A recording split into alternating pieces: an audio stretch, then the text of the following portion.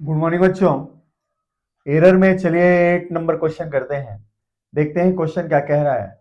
Question कह रहा है बच्चों, mass of a body is m equal to 10 plus minus 0.1 kg and its volume is v equal to 1 plus minus 0.1 metre cube.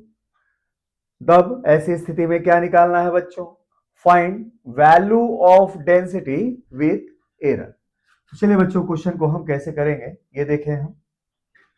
तो sense density कैसे दिया जाता है किसी भी ऑब्जेक्ट का बच्चों? तो डेंसिटी का एक तो सिंबल होता है रो, और किसी भी ऑब्जेक्ट का जो डेंसिटी होता है वो होता है मास अपॉन वॉल्यूम। ऐसे दिया जाएगा। इसलिए हम कह सकते हैं कि डेंसिटी नाम की फिजिकल क्वांटिटी मास और वॉल्यूम के डिवीजन से यहां पे डिफाइंड है। अच्छा, ऐसी स्थिति में हम इनके एरर्स को नहीं डायरेक्ट रिलेट कर सकते, चाहे डिवीजन हो चाहे मल्टीप्लिकेशन हो। तो वैसी स्थिति में डायरेक्ट एरर्स नहीं रिलेटेड होते। वैसे स्थिति में बच्चों क्या रिलेटेड होते हैं? तो इनके फ्रैक्शनल एरर्स रिलेट होते हैं, है ना। तो हम लिख सकते हैं देयरफॉर, तो fractional error in density delta rho upon rho equal to fractional error in mass plus fractional error in volume. अच्छा, कुछ बच्चे जो बिगिनर्स होंगे उनके लिए बता दूं ये कॉन्सेप्ट कहां से लिया है मैंने। तो मैं पढ़ाते समय आपको बताया हूं कि इफ y नाम की फिजिकल क्वांटिटी अगर दो फिजिकल क्वांटिटी के डिवीजन से बनी है तो ऐसी स्थिति में इनके एरर्स में नहीं रिलेशन होता, इनके फ्रैक्शनल एरर्स में रिलेशन होता है।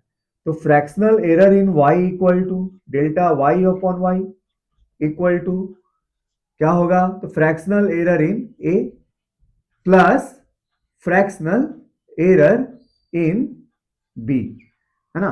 प्लस का ध्यान रखेंगे, चाहे डिवीजन हो चाहे मल्टीप्लाइड फॉर्म में हो, एरर्स हमेशा कोई से भी हमेशा ऐड होते हैं, इसलिए मैंने यहां पे एडिशन दिया है। तो यहां पे बच्चों फ्रैक्शनल एरर इन डेंसिटी तो ऐसे रिलेट हो गया। हमें अब क्या निकालना है? तो डेंसिटी की वैल्यू विथ एरर निकालनी है। तो पहले तो हम ये निकाल लें error in density. Error in density क्या होगा या इस रिलेशन से? तो एरर इन डेंसिटी क्या है? तो ये जस्ट डेल्टा रो है बच्चों, यही एरर इन डेंसिटी है। तो ये क्या मिलेगा इस एक्सप्रेशन से? तो एरर इन डेंसिटी के लिए हम क्या करेंगे, रो को इधर ले जाएंगे और इस एक्सप्रेशन में मल्टीप्लाई कर देंगे, delta M upon M plus delta V upon V, ऐसे मल्टीप्लाई कर देंगे बच्चों। तो यहां से क्या मिलेगा हमें अगर कैलकुलेशन करें तो? Therefore error in density equal to, यहां डेंसिटी की वैल्यू विदाउट एरर निकालें। विदाउट एरर डेंसिटी के लिए हम यहां पे यूज करेंगे क्या? मास की value without error upon volume की वैल्यू विदाउट एरर। मास की वैल्यू विदाउट एरर कितना है बच्चों? 10 kg, और वॉल्यूम कितना है विदाउट एरर? 1 metre cube. तो क्या हो जाएगा? रो की वैल्यू हो जाएगी बच्चों क्या? मास है 10 और वॉल्यूम है 1 मीटर क्यूब, तो 10 अपॉन 1। दोनों ही एसआई यूनिट में है तो ये भी एसआई यूनिट में डेंसिटी का वैल्यू दे रहा है। अच्छा, यहाँ पे मास में एरर कितना है बच्चों? 0.1, और मास की वैल्यू कितनी दे रखी है? 10, प्लस वॉल्यूम में एरर कितना है बच्चों? 0.1, और वॉल्यूम की वैल्यू विदाउट एरर क्या दे रखा है? यहाँ पे 1 दे रखा है। तो इन वैल्यूज को हमने एज इट इज डेटा से यहाँ पे पुट कर लिया बच्चों। तो क्या मिलेगा? ये 10, ये हो जाएगा 0.01, ये हो जाएगा बच्चों 0.1। तो ये वैल्यू निकल के आएगी क्या?